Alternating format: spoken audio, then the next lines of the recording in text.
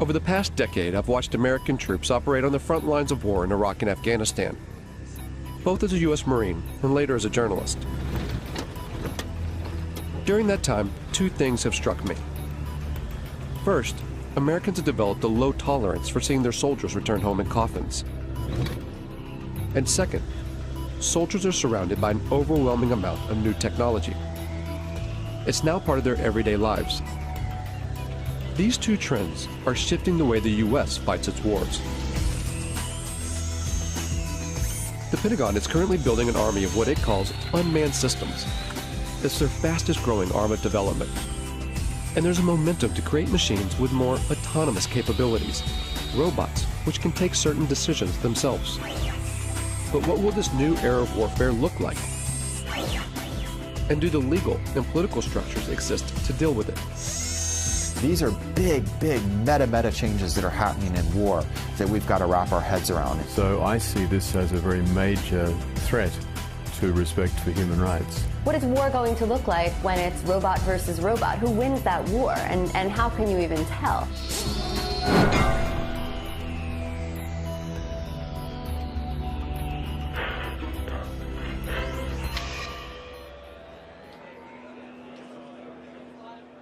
This is the largest gathering of robotics companies in the world. It's organized by AUVSI, the Association of Unmanned Vehicle Systems International. So these are successfully used in operations at the reactors. Hundreds of private corporations and university researchers are here to show off their latest cutting-edge inventions. And so there's things that we can actually pick up with the gripper, use them to defuse a bomb, and then put them back. They're all either selling their products or soliciting funds for their projects. And most of them are targeting a single customer with deep pockets, the U.S. military. This is an annual conference for the robotics industry in Washington, D.C. And years ago, this was a pretty small gathering. This year, there'll be over 7,000 attendees. It's an enormous business here now. It covers everything. You'd be surprised what you could find. Everything from unmanned boat ships, submarines, to armed drone helicopters. And just the air portion of the robotics or unmanned industries this year will be worth $7 billion. In 2009, the U.S. Defense Department earmarked $18 billion over 5 years for the development of unmanned systems. This boom in military robotics comes off the back of the so-called global war on terror. The wars in Iraq and Afghanistan, along with lethal action in Pakistan and Libya, have created a political and strategic space for unmanned robotic systems. It's not a situation where you're in these big, formation operations or fights. You're dealing with very explosive, very spontaneous events. So you need something that's watching all the time and something that's very adaptable to be able to move from one location to another very quickly. The U.S. Air Force is presently training more unmanned systems operators than it's training manned fighter plane and manned bomber plane pilots put together. But that actually makes perfect sense because they're actually buying more unmanned systems than they're buying manned fighter planes or manned bomber planes. The number of drones in use by the U.S. military has surged from a handful in 2001 to over 7,000 today, and the number of ground robots has shot from 0 to 12,000.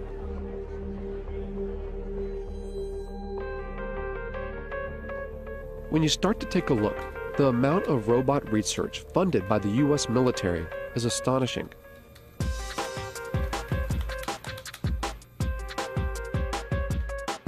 Faultlines put in more than 100 requests and follow-ups to the Pentagon, military contractors, private robotics companies, and university research labs. But gaining access to see how these tax dollars are put into use isn't easy. When we could actually get a response, it was almost always a firm no. After several months of chasing, only a handful agreed to allow us to film.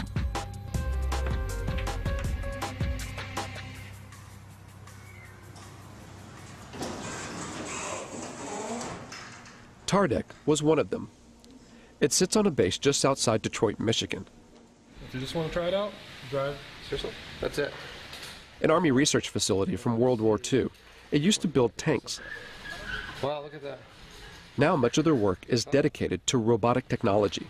What we're looking at here at Tardec is unstructured environments. So robots that can move out of the area of very strict programming. So one of the ways of doing that is through teleoperation. So we have, it's not the classic robot, it's somebody actually controlling something. It's not a remote controlled car because it's doing it through a TV set. All the robots here are collaborations between TARDEC and private companies or university labs, or both. Companies like iRobot in Bedford, Massachusetts. This is the home of the PackBot, one of the first ground-based robots the U.S. military adopted after 9/11. Thousands are being used in Iraq and Afghanistan to defuse improvised explosive devices, or IEDs. The old way of doing business was to ask an individual, our sons, our daughters, our brothers, our sisters, to mount up one of those heavy, cumbersome, hot bomb suits and literally to waddle out to go face to face with an IED. Today, we do that at distance, and we do it virtually via a robot. Much, much better way to do business. So the interesting thing about this one is light. It weighs about 5 pounds or so. And here's what the military wanted. A robot that you could throw, say over a wall or something, and then look, it rights itself. And now you can see over that wall with the cameras on that robot. With video game-like controllers, soldiers can guide recon robots like this one to see over walls or defuse bombs. These ground-based robots add a buffer between the soldiers that use them and a potential threat, whether it's a bomb or a human enemy. But technology designed to save lives can be easily modified to kill. The step between putting a laser beam on someone's forehead, it's not a technological leap to then putting a bullet in their forehead. It's actually a legal, political question. We feel strongly and ethically that there has to be a man in the loop. If you look at the history of any military technology, it typically starts in reconnaissance, then becomes frustrated that you see bad happenings but can't deal with them, and it evolves to strike. Really, the technology will happen. It's how we're going to deal with that technology. While the idea of arming ground robots still seems taboo, in the air, it's a line that has long been crossed. At a Utah Army testing facility, the military has invited members of the media to a display of its unmanned aerial systems. We're going to showcase that entire package for you here today in a way that I think is going to really resonate with you once you see what's inside and behind the curtain. It's the largest drone demonstration the U.S. Defense Department has ever allowed to be filmed. As the drones fly overhead, journalists watch the mock operation from inside a hangar. From 7,000 meters in the air, the Gray Eagle hunts its target. 8-9, Overlord Maine. Maintain eyes on that truck. It's estimated that the Pentagon will invest nearly $37 billion toward drone development through 2020, advancing unmanned systems more than piloted aircraft. Oh, I think it's fundamentally changed warfare. I think it's fundamentally changed the way we operate. I think eventually it's going to fundamentally change the way we live in the United States. And now we have a technology that allows you to carry out acts of force without having to think about some of the consequences, the political consequences of sending sons or daughters into harm's way. So in my mind, the barriers to war in our society, they were already being lowered. Now we have a technology that literally takes those barriers to the ground. Apache 17, track target 2. All of which make it such an attractive tool for the U.S. But drones are some of the most controversial weapons in the American arsenal, particularly in their use for targeted killings, a phrase first termed under the Bush administration's so-called War on Terror, to use lethal force against specific individuals. It means killing people, often outside official war zones. The program has been ramped up under the Obama administration. In places where there would be very serious geopolitical ramifications and the ramifications of American lives being placed on the ground in those dangerous situations, the drone appears like a silver bullet. Pakistan has borne the brunt of this silver bullet. And it's all secret. The CIA, not the military, runs the Pakistani drone program. The CIA is not required to offer any information about its operations, how it selects its targets, who's in charge, and how many people are killed. And the Obama administration will not officially discuss the CIA drone program, not even to confirm or deny its existence.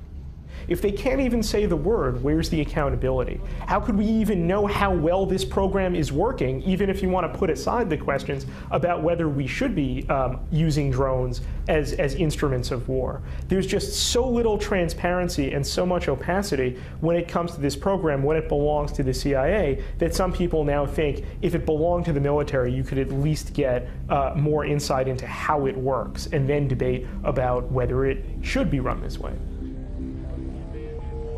Reportedly, civilians and private contractors control the CIA drones, pushing a button from their offices thousands of miles away in Langley, Virginia. At the time this film was made, there have been 308 drone strikes reported in Pakistan since 2004. 256 of those under President Obama. That figure could be far higher.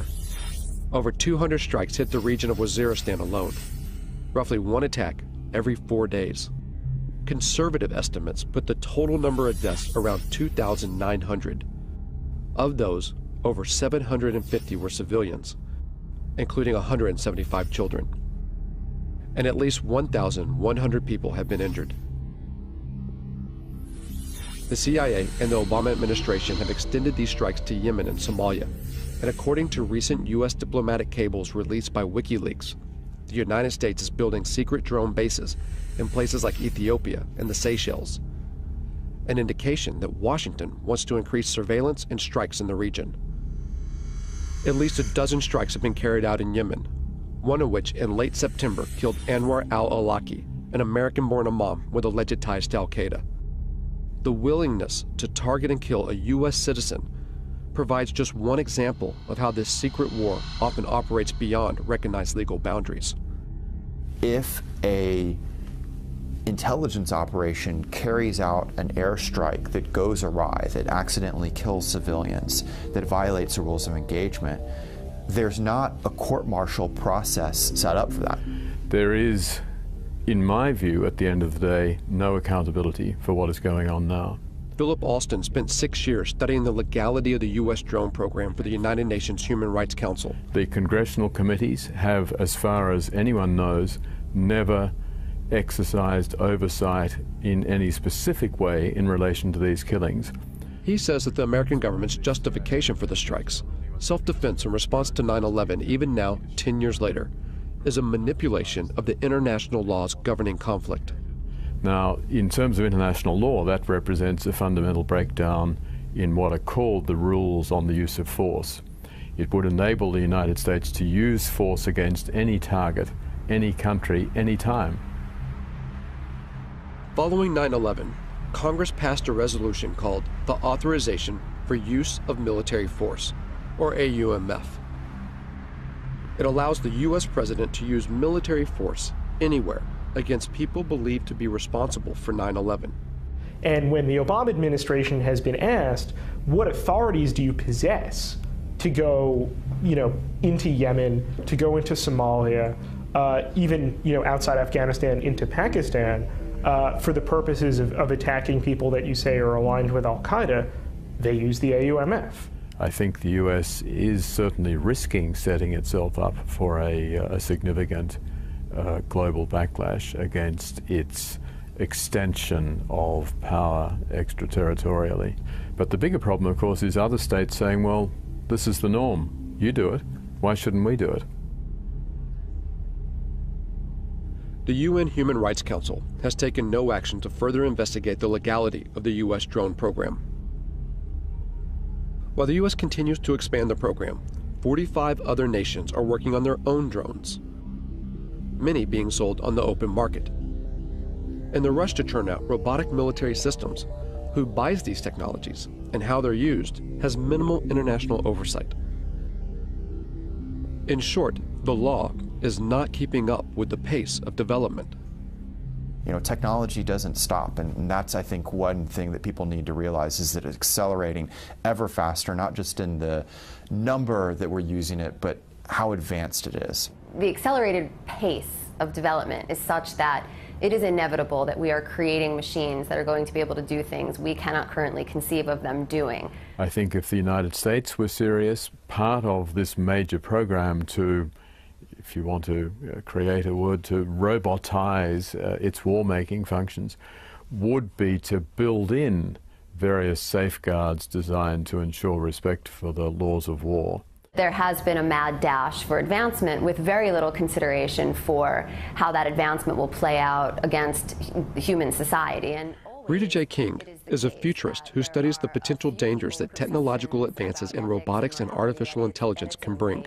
Within the United States, you have the military, and then you have, private business, and you have universities. So all these different groups are doing their own research and their own creations at different paces. And eventually there will be more of a coming together of these different aspects of the programming and the creations, and we will cross a line. In a university lab at Virginia Tech, Professor Dennis Hong and his students work on a robotic soccer team.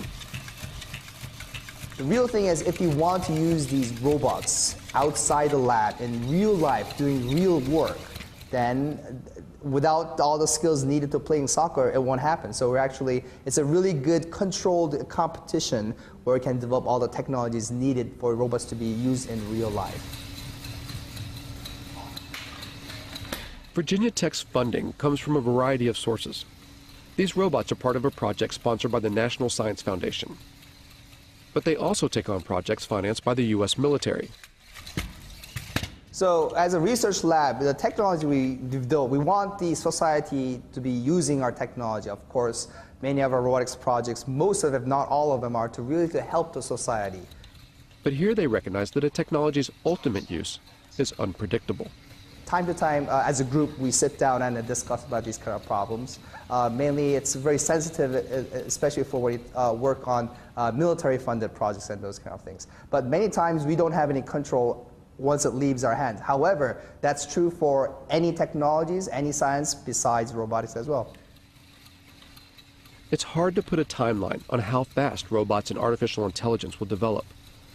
But almost everyone we spoke to seemed to believe that in just a few decades, the robots that will exist in our world will be unrecognizable by today's standards. I think the probability is virtually one, a certainty, that machines will be as intelligent as people, that we will have intelligent robots, that robots will be ubiquitous. So then the consensus of people in the industry is somewhere around 2025, 2030, and even if you were to say, oh, that's optimistic, so maybe it's 2050. Maybe some of us won't be around to see it, perhaps, but it's not that far in the future. It's not 1,000 years. It's not 500 years. It's certainly not never. When people say machines will never be as smart as people, never is a very long time. The robots that we create could, of course, eventually will become much smarter than we are. And because they're smarter than us, we won't be able to conceive of how smart they are. And we'll have no control over that. And I don't think our brains are really equipped to accept the enormity of what that means, because we do find ourselves intelligent now. Science fiction stories have always made predictions about conflict between machines and people. The way to avoid that is for humans to always be at least as intelligent as their machines. While we may not know exactly if or when robots will become as intelligent as humans, at AUVSI, the talk of autonomy, of military robots taking more decisions by themselves, is growing. Work on the next generation of autonomy, maybe before it's really needed, to show where it can go. General Riggs talked about unfair advantage, and I'm in full agreement with him. We want unfair advantage. We want lots of unfair advantage. Why shouldn't we? And unmanned systems, and especially weaponized unmanned systems, clearly provide a huge advantage. So how far will robot autonomy go? And will a robot ever be allowed to make the ultimate decision, to take a human life. Officially, the U.S. military claims there will always be a man in the loop, that a human will always make the decision to kill. But there are signs that this may not always be the case. In 2006, the Army funded a major study to find out if lethal autonomous robots could be programmed to act ethically on the battlefield. There's a long and rich history of war crimes in every war. We try and train our soldiers, and soldiers are instructed in this, but we are human beings. And there is emotions, there's anger, fear, frustration. We don't have to put those in autonomous systems. We can engineer out the emotions that get in the way. Ron Arkin, a professor at Georgia Tech, worked on this study and argues that robots can be more ethical than human soldiers, even in decisions to kill, by programming in what he calls bounded morality. You establish a venue, a region, or a task environment, or a mission under which the system is operating, and you engineer that system to make sure that it acts appropriately under those particular circumstances. Whether it makes that decision what to fire at, and when to fire, and who to fire at, that I think is a critical decision that we already sort of ritualize within the military decision process, and we shouldn't relinquish that. There's reasons to deny people their right to life, self-defense, intervening on behalf of another to defend their life. But those are decisions that human agents and moral agents should be making, and not automatic processes. I will never, ever make the claim that these systems will be perfect. But I do make the claim that, I have the belief that these systems can outperform human beings in the battlefield, ultimately from an ethical perspective. We do have a moral responsibility to try to prevent this, and to not invest our time and energy and resources as scientists, as a society, into building a technology that has that kind of capacity to kill people on its own. But for now, there are no signs that research like this will stop. Because there's an assumption that underlies not only Arkin's work, but also the billions spent on defense. The assumption that war will always continue. War is a very cultural thing. It's a kind of a social deliberation instead of a moral deliberation, or a cultural deliberation, if you will. Like, how do we want to fight wars? What is it to be a warrior in this society? And what does this society decide that war is about and is good for? In the past, battles had formal boundaries and ends, where each side had to bury their own. But as more robots go to war on behalf of humans, what stake does society hold? As killing becomes more automated, does it make war all too easy? So I think that is a big issue as far as what these technologies are going to do, and making war much easier to become involved in, and really detaching, especially in the United States, the American public from its sense of responsibility and moral and social deliberation that should go into deciding when wars occur. A lot of people say, well, why don't we stop working on this technology? There's a problem, though. You'd have to stop science. It means you'd also have to first stop war and stop capitalism. And there's such a vast amount of money that goes into thinking about defense problems and solving defense problems, that if we turned that time and energy and resources into solving more practical problems, we would actually probably alleviate most of the social and political problems that cause us to have defense and security concerns. And the fact of the matter is that most of the funding that's going into robot research, of course, is to create a better war machine. And to what end? It demonstrates how far we are from the sort of intelligence we need to build robots that can help us instead of hurt us.